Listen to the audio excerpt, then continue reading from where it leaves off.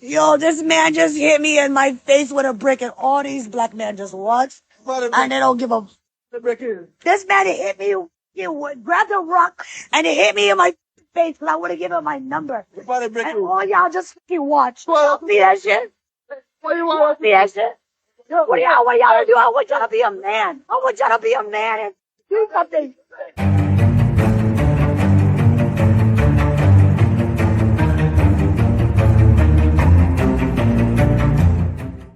Hey everyone, and welcome back to the Life Scope channel. On your way in, don't forget to like, share, and subscribe.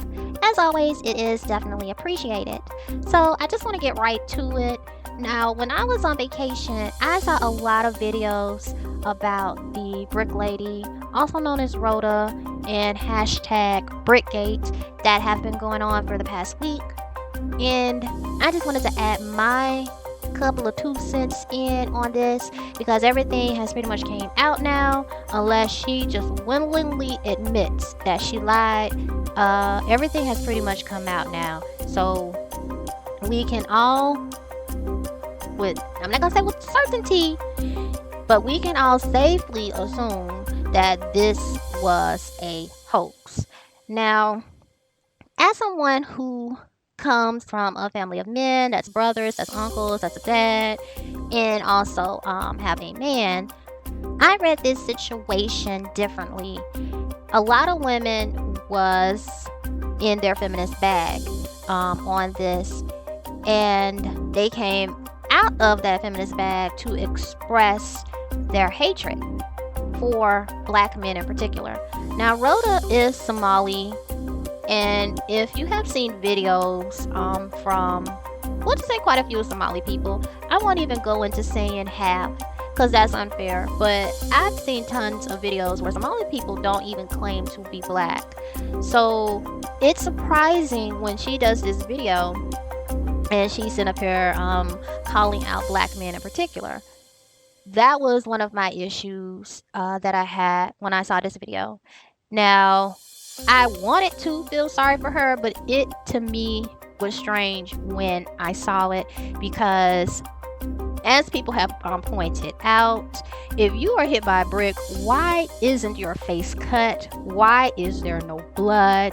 And if a man hits you, regardless if you think you can do what a man can do or a man can do what a woman can do and all of that vice versa, regardless if you think that, men's shoulders are broad for a reason. They naturally, in most cases, because we do got some men that just are not that strong, but generally in most cases, they are indeed stronger. So if a man hits you with a brick, then you would think that it would take you aback. You might even be knocked out for a few seconds. You would be in shock. Regardless of whatever goes on, you would be in shock. Like, what just happened? Your first thing wouldn't be to get online and talk about how you just got hit with a brick. Like, it would have been more believable if this happened to her and then she was in the hospital and she said like this was after the fact instead of doing it on the scene, because you are literally in the midst of it and we can see that you are, upset. And if you got hit with a brick, then rightfully so. However, that's not the first reaction one would think to do. Now, we know there are a lot of people that always are videotaping their lives and everything else. But again, it just seems strange when you kind of just really think it through. And you don't see blood. You don't see anything cut. You just see what appears to be a swollen face. They mad because you're trying to beat somebody. I'm trying to be a doctor and they're mad. Look what they did to me. Look what they did to me for no reason. They don't beat me up. I'm 30 years old. They don't beat me up. Grown niggas try to beat me up. Grown niggas try to beat me up for no reason. Look at me. I'm not a bad person. Y'all know that. So, as you just saw, this is not the first time Roda, also known as Brick Lady, put out a video stating that she was attacked by men. And for the people that donated money to her GoFundMe, are y'all going to get your money back? Because this is considered fraud. Someone who had been friends with Brick Lady for 13 years comes out and debunks the whole story. Y'all not going to want to miss this. I'm about to play a clip, and she's going to be on live tonight, but wait, I'm going to play this clip, And all I'm going to say is it's going to be a lot of apologizing going on, ladies. I don't even want to bring it to y'all, but I got to bring y'all the truth. Here it is. First saw the video, I just went again. And not again like, oh, something bad happened to her. I'm like, she doing this again? Again? Yes. What did she say happened that night and what actually happened that night? She basically said she was beat up by 4 black security guards. 200 people, mostly black, may have been a white person here or there, mostly black people. That BITCH is the reason we can't get in the club. She was trying to fight all of us. I said, oh, okay. And she ended up getting dragged by black females. She do some kind of insurance scam, went to Virgin Islands, and then that's how she ended up in Texas. Before I move on to something else, I have to say, if we are supposed to be in a gender fluidity system, meaning women can do what men can and vice versa, then why did this female and so many others feel the need to call out black men instead of just saying, Nobody helped me. I mean, women were out there too, right?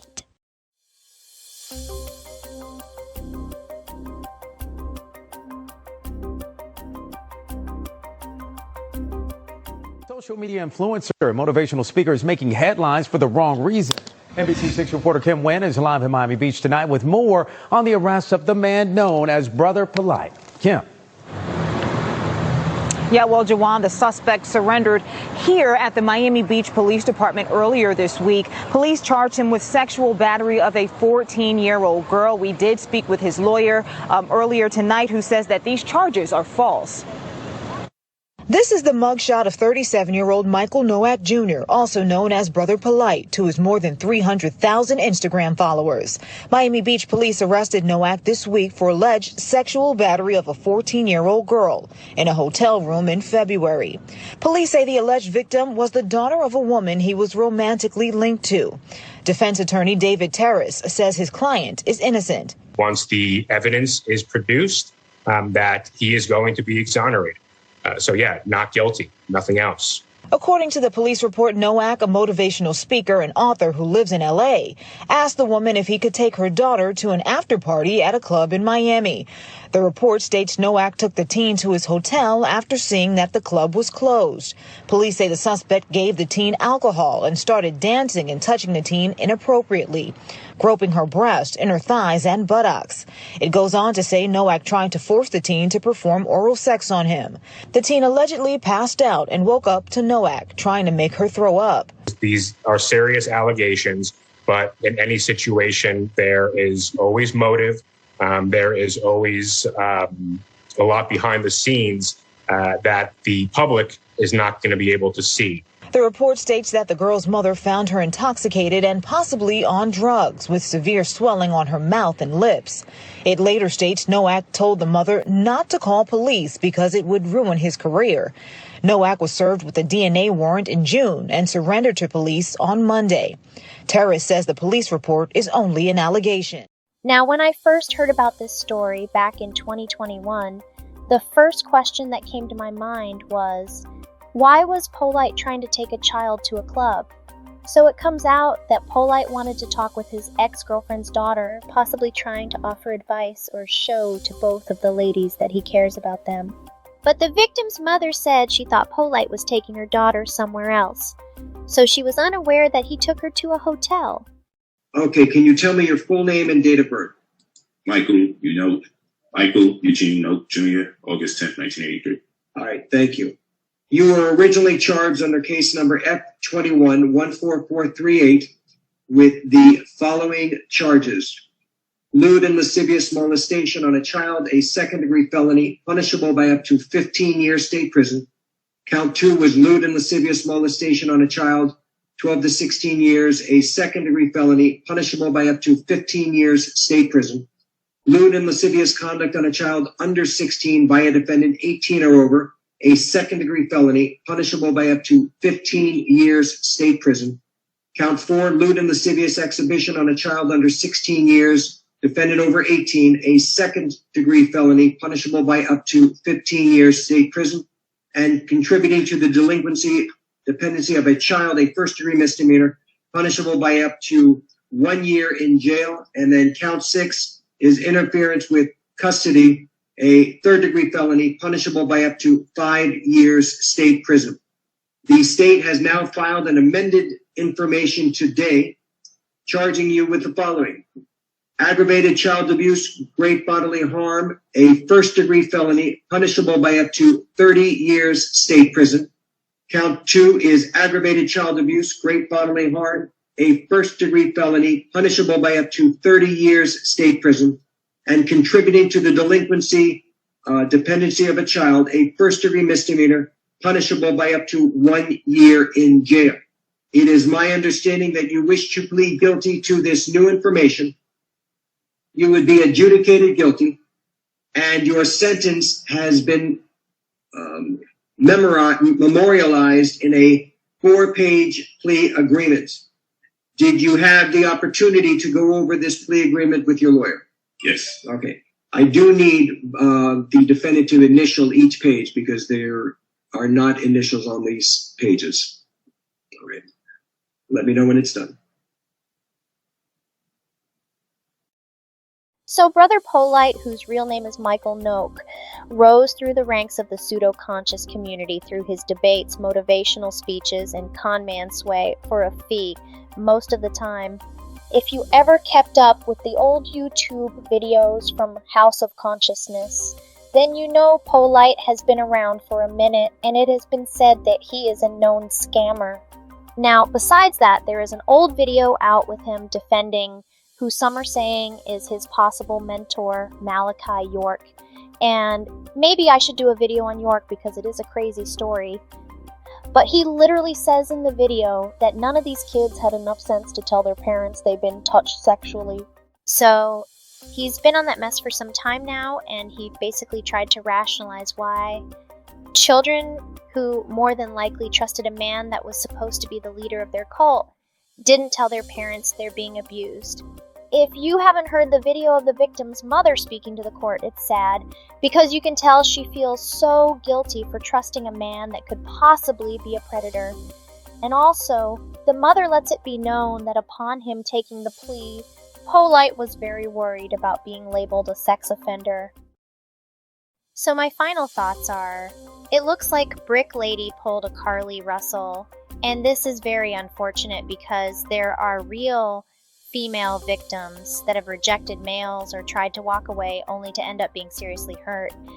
I remember years ago I went into a store and this guy was trying to talk to me. Now I didn't respond to him and still got called a bitch. The guy in the store pissed me off because I'm literally minding my business. So I said, "You called me a bitch for not talking to you." Then when I left the store, I told my boyfriend, who was outside with his best friend, and they were talking to a cop about muscle cars. Now, it really wasn't about the guy calling me out of my name that got me hot. It was the fact that he felt entitled. He really thought because he was trying to talk to me that I was supposed to talk to him. So, I will never say black men don't protect women or try to defend our honor, when I have seen it myself most of my life. Brick Lady got paid once again, playing on the emotions of others, and Brother Polight took a plea where he is going away for a while. Anyway, let me know what you think, and don't forget to like and subscribe. Until next time.